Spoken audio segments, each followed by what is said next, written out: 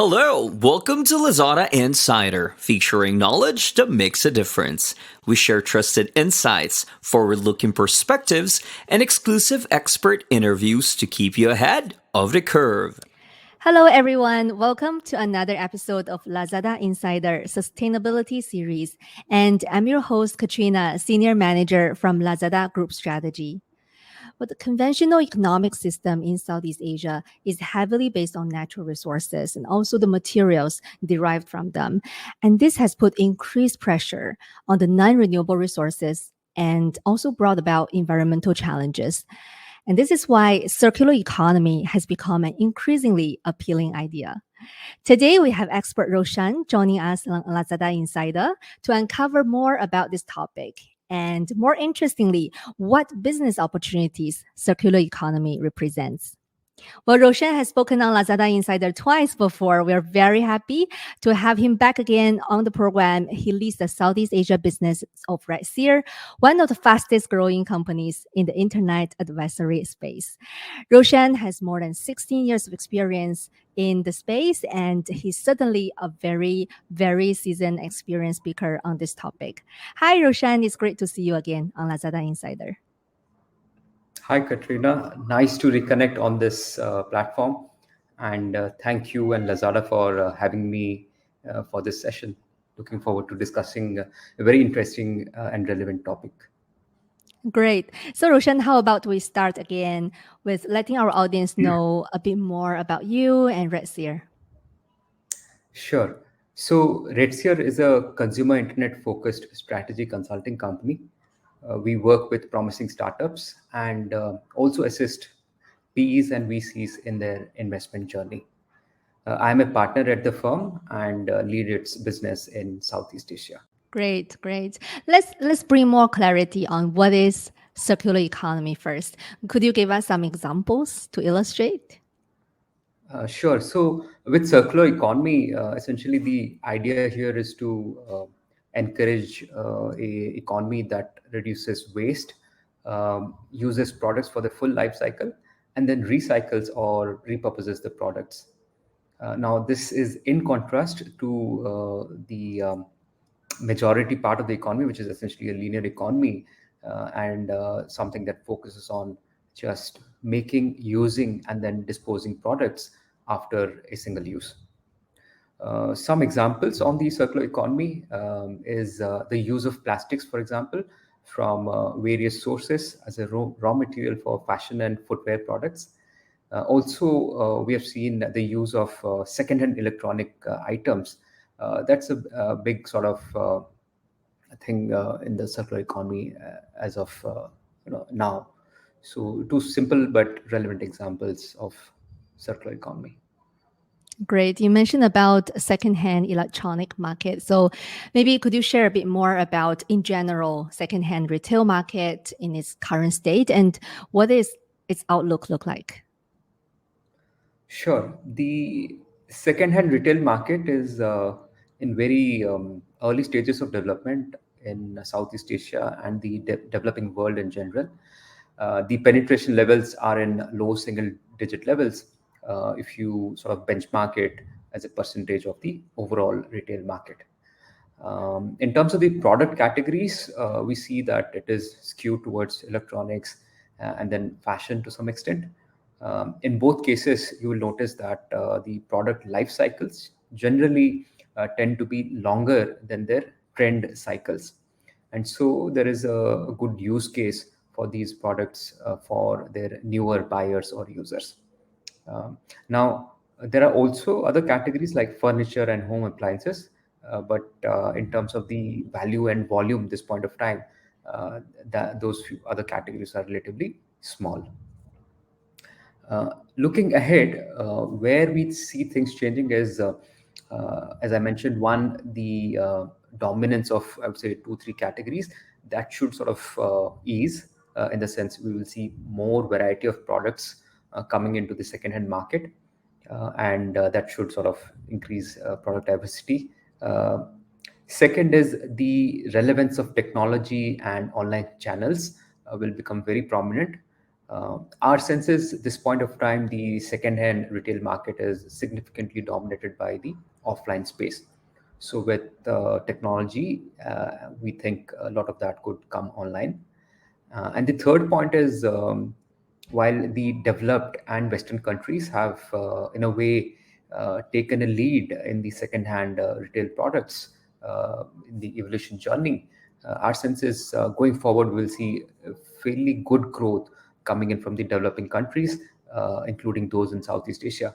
So, fairly optimistic in terms of how the journey is going to look like for second-hand retail markets, the entire segment as a whole, and within that, the contribution from the online channels. So, putting it all together, our sense is, this could easily be a multi-billion-dollar opportunity in the next 3 to 5 years. Wow.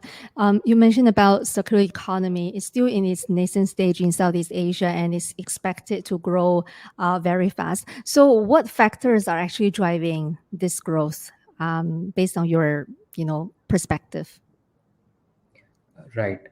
I'll share two factors. Of course, there are other long tail of factors to this. First one is the consumers, I would say, in general, were becoming more aware of the need to shift towards sustainable habits. Then we had over time non-profit companies, then for-profit, and then government, and then multinational bodies like the UN, which began to promote this shift towards circular economy. Uh, so this was, I would say, very intrinsic, demand-driven push from various key stakeholders. Second, which I think has been helpful for the economics of circular economy, is from the support that we're seeing from many public and private investors. Now, this theme aligns well with their focus on ESG, or environmental, social, and governance-based investment framework, and hence works well for them to support companies that sort of promote circular economy. So, in some sense, these two factors, one is a demand being there, and second is the support that's coming in from investors. These two have led to a significant demand gap in the circular economy products. And so we see the supply side now, in a way, playing catch up to meet this demand. And circular economy certainly has a lot of positive impact on the environment for sure. For example, like helping conserve the resources, reducing trash, and all those things.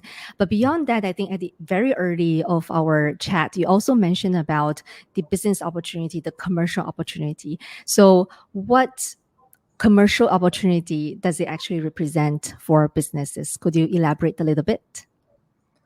Sure. So, when we look at the commercial side of the equation, I would split it into two parts. One is the established companies, big companies which have legacy products already out there, which has been serving them well for quite some time.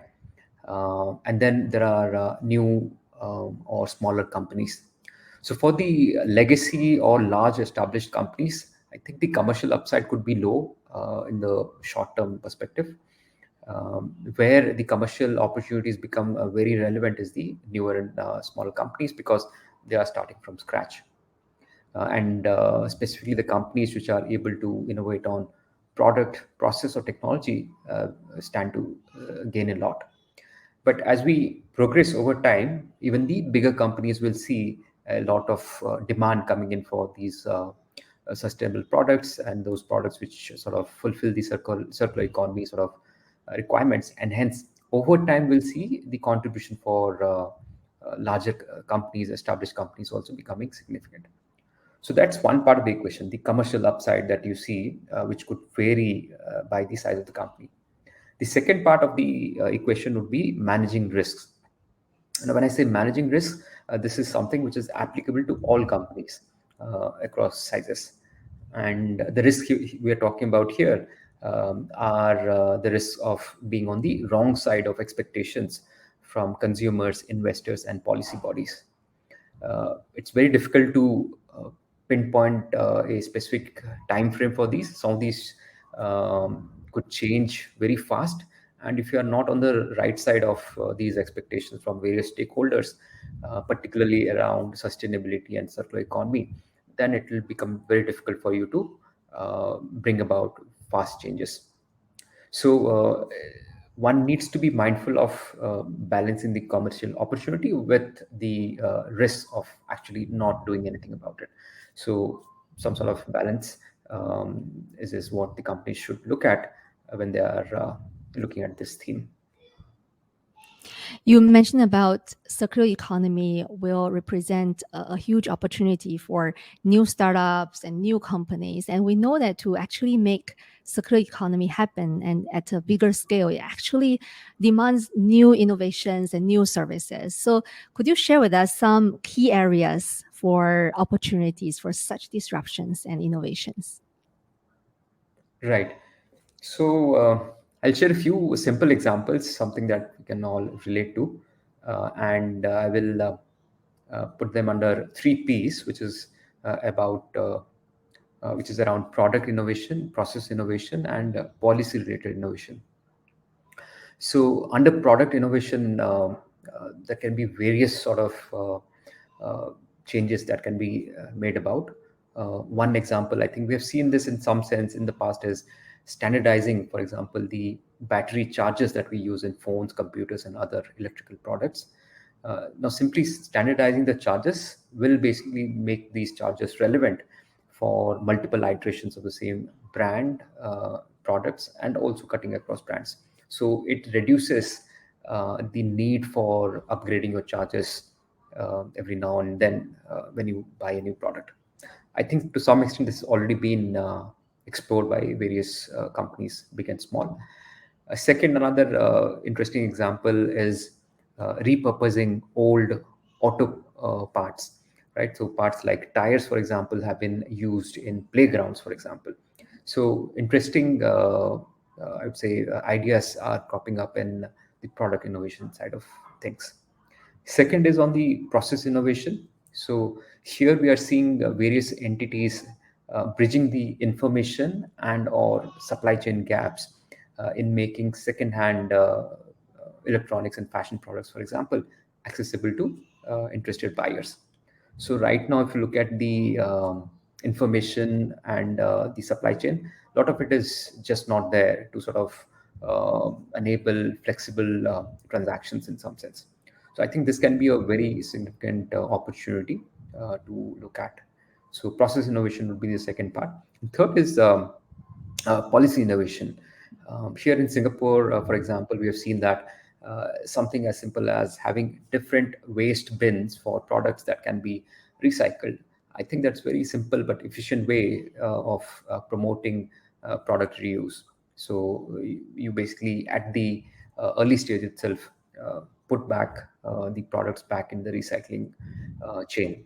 So those are the three, I would say, big buckets. But of course, you can play with various permutation and combinations, and work across stakeholders to sort of come up with innovative ideas. Excellent. How about for more established businesses? Can you share with us some examples, best practices of business actually realizing the potential of circular economy? Sure. So, to fully support this theme, I think the larger or big companies should work with all the stakeholders, which should be their suppliers, their consumers, and their investors. Second is they can easily make it a part and parcel of the day-to-day operations, covering the entire value chain from product sourcing to reusing the end output. I'll just give you two simple examples here again. So one is on the supply chain side, for example, we've got various uh, consumer product companies which are using plastic as an input component for their products. Now, given the excessive availability of plastic, this change in raw material that they use for the products helps in limiting the need for new plastic, and of course, then helps to limit plastic pollution. The second is around how you position yourself as a brand, and also facilitate the reuse of end product. So we have seen some interesting companies which are making it a lot easier for the customers to hand over their pre-used items, either for recycling or for repair. And various models are being explored here. What's really interesting is on the back of these initiatives, these companies are getting good reviews, positive reviews from a lot of their customers. So yeah, so basically the entire end-to-end business operations can be sort of geared towards supporting this circular economy thing. Thank you for sharing the best practices and also the two very exciting examples. So, what are some final thoughts that you would like to share with our audience? Right. So I'll just reuse a line from the Vogue magazine. It reads, "Luxury is that which you can repair." So keeping that in mind, I would just suggest that we repair, recycle, and reuse as much as we can. So those would be my thoughts on this theme. Yeah, I think that sort of applies for both the consumer setting and the company setting, both.